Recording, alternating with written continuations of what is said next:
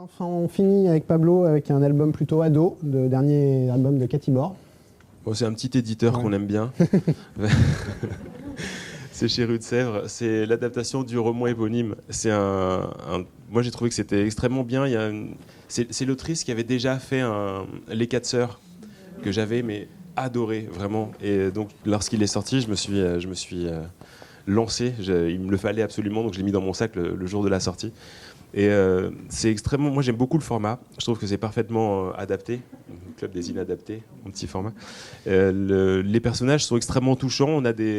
Ils se considèrent eux-mêmes comme inadaptés. C'est pas quelque chose que les gens disent d'eux. En fait, ils l'acceptent et quelque part, c'est une sorte une valeur ajoutée. Pour eux, c'est important en fait de s'accepter tels qu'ils sont et d'être différents des autres. C'est une vraie qualité. L'histoire débute lorsque l'un d'eux se fait. On lui casse la figure. Et ils disent que c'est le plus gentil d'entre eux. C'est quelqu'un qui est extrêmement. Qui est adorable. Et, il va, pour arriver à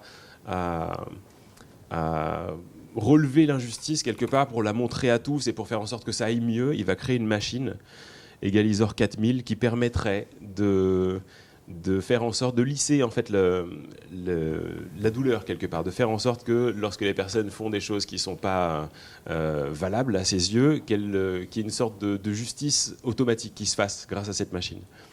Mais c'est presque secondaire, si en arrière-plan on a toute cette histoire, et en plus de ça les personnages sont tellement bien racontés. En fait on a une vraie histoire d'amitié, ça parle de l'école, ça parle des parents, ça parle des professeurs, ça parle des rapports de force qu'on peut avoir à l'école. Donc malgré le fait qu'il y en a un qui a un peu souffert dans l'histoire, c'est très positif et je trouve que c'est un très très bon album.